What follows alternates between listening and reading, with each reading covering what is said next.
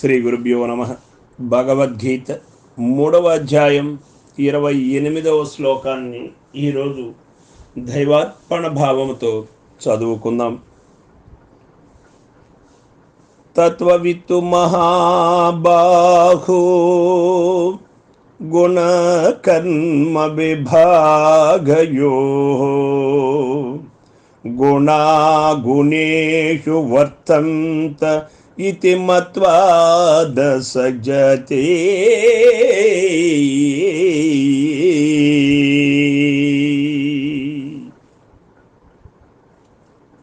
గొప్ప బాహువులు గలవో అర్జున, గుణముల యొక్కయు కర్మల యొక్కయు విభజనను గూర్చిన యథార్థమెరిగిన జ్ఞాని గుణములు ఇంద్రియాదులు గుణములందు శబ్దాది విషయములందు ప్రవర్తించుతున్నవని ఆత్మస్వరూపుడగు తనకు వాస్తవముగా వానితో ఏ సంబంధమును లేదని తలంచి కర్మలందు సంగము అనగా అభిమానము లేక యుండును అని భగవానుడు తెలియజేస్తూ ఉన్నాడు. మనకి ప్రపంచమున దేహమున కూడా ఆత్మ అనాత్మ దృక్కు దృశ్యము కలిసి ఉన్నవి.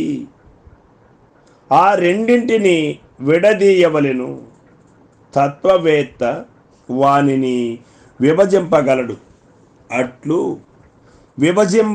విభజింప శక్తి గల వానిని తత్వవేత్త యందురు. తం స్వచరిత్ర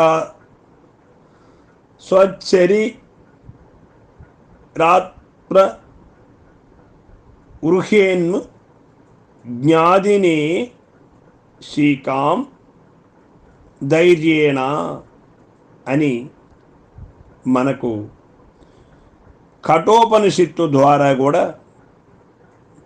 తెలియబడుతూ ఉన్నది. ముంజగడ్డి నుండి దర్భను వేరుపరచునట్లు బియ్యములో నుండి మట్టి గడ్డలను వేరుపరచునట్లు ఆత్మ అనాత్మల సంఘాతము నుండి అనాత్మను వేరు చేయవలెను. అట్లు వేరుపరచని జ్ఞానియగువాడు ప్రపంచమునందలి తన దేహమునందలి సమస్త కార్యములు ఆ అనాత్మచే ప్రకృతిచే చేయబడుతున్నట్లు వీక్షించును. ఆయా గుణములు తద్గుణ సంబంధములైన కార్యములందు ప్రవర్తించుతున్నవే కానీ ఆత్మయగు తనకు వానితో ఎలాంటి సంబంధము లేదని గ్రహించును. అట్లు గ్రహించిన వాడై ఆ ప్రకృతితో దృశ్యముతో సంగము అనగా అభిమానము లేకుండును, ఆసక్తుడైయుండును. ప్రపంచమున సంచరించుతున్నను తామరాకుపై నీటి బిందువు వలె నిర్లేపముగా నుండును. నసజ్ఞతే అంటుకొనడు. జడమై స్వప్నతుల్యమైనట్టి దృశ్యముతో చైతన్యవంతుడగు జ్ఞాని ఎట్లు సత్తుడు కాగలడు? చిలికిన వెన్న ముద్ద మజ్జిగ ఎందెట్లు మునగక మజ్జిగతో సంబంధము లేక వేరుగా నుండును. తత్వవేత్తయు దృశ్యముతోనంటక వేరుగా నుండును. కావున ఆయా దృశ్య సంబంధములైన సుఖ దుఃఖము అతనికి అంటక ఉండును. దుఃఖమునకు కారణము ప్రకృతి అనగా సంగమే. సంగరాహిత్యమే మోక్షము. దృగ్దృశ్య సంయోగ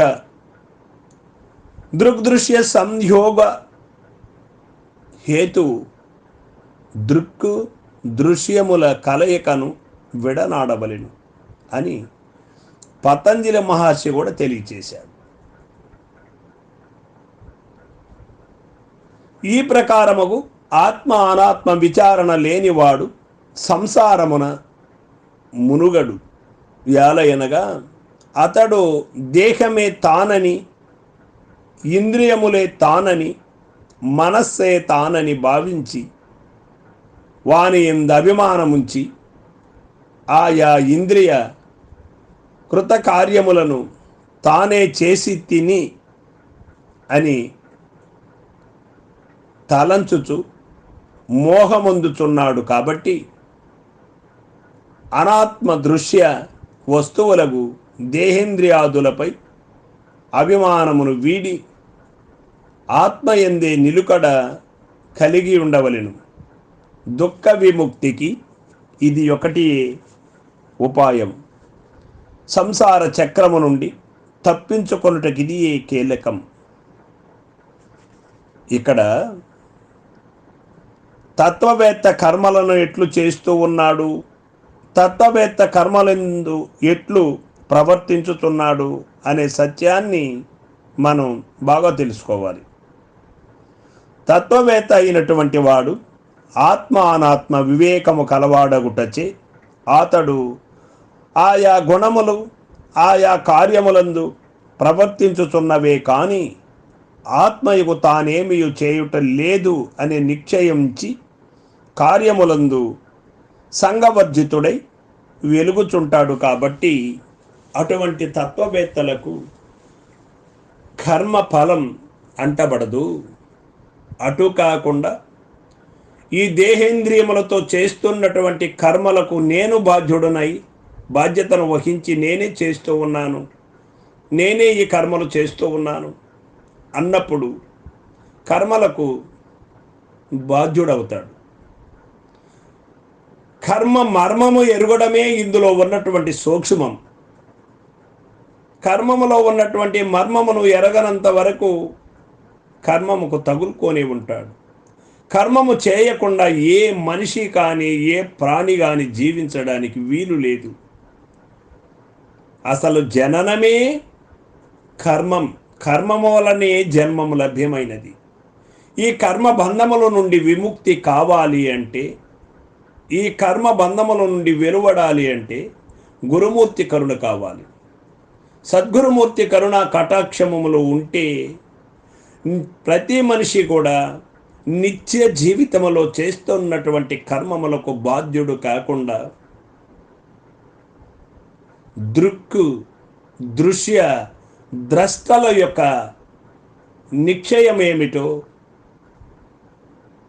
ఏ విధంగా వాసన క్షయం జరగాలి, వస్తు నిశ్చయం ఏర్పడాలి అంటే సద్గురుమూర్తి కరుణ కటాక్షమే ఇక్కడ మనకు ప్రాధాన్యత వహిస్తుంది. సర్వం సద్గురు పాదార్పణమస్తు. జై గురుదేవ్.